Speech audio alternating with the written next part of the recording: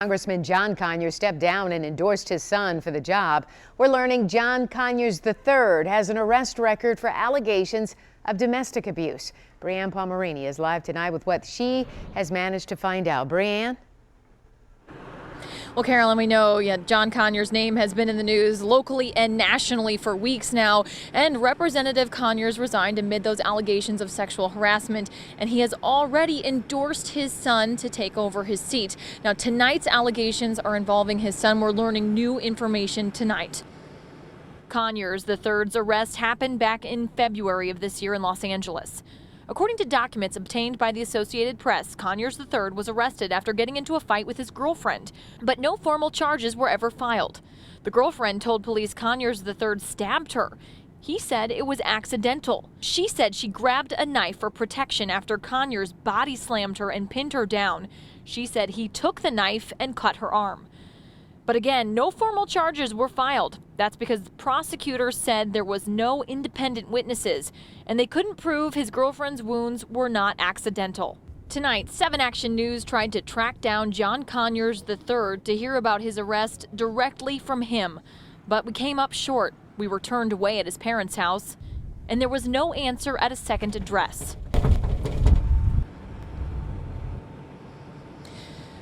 So there were no formal charges at this point, and we do not have a public comment from Conyers. Of course, we'll continue to follow this story and bring you any updates as they become available. Live tonight, Brianne Palmerini, 7 Action News. All right, thank you so much, Brianne. The bitter cold has a tight, cold, icy grip on Metro Detroit, and we could see some snow, too. Chief Meteorologist Dave Rexroth is tracking what's ahead for us. Dave? Absolutely. I want to focus on that second part that Steven said under his breath, some snow possibilities. So first of all, real quick, we're at freezing in Detroit.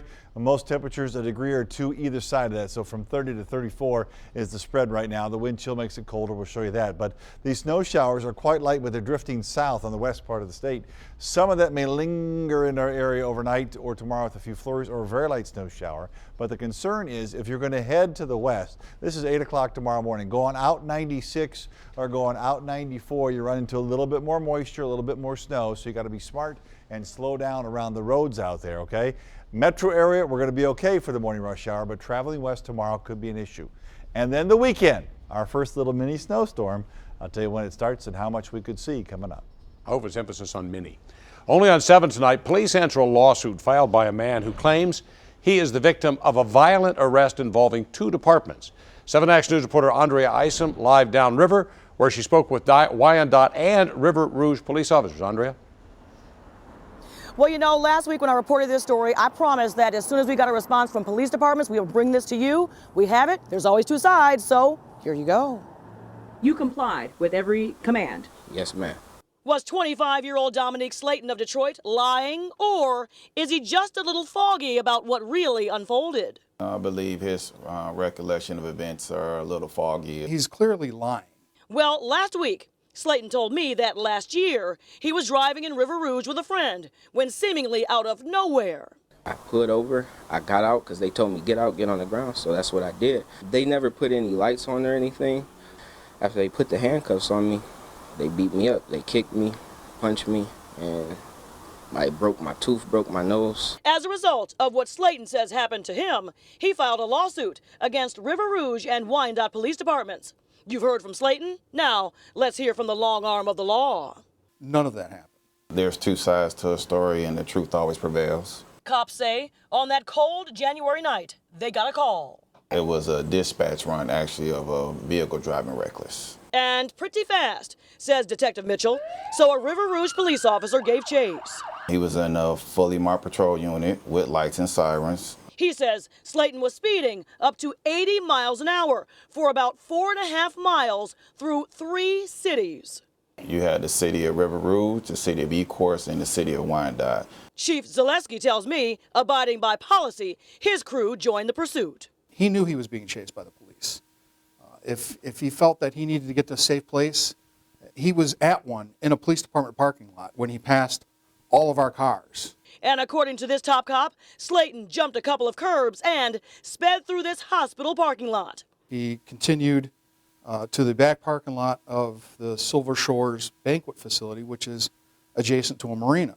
He did jump into the Detroit River. He was pulled out of the water where he actively resisted and concealed one of his arms underneath his body.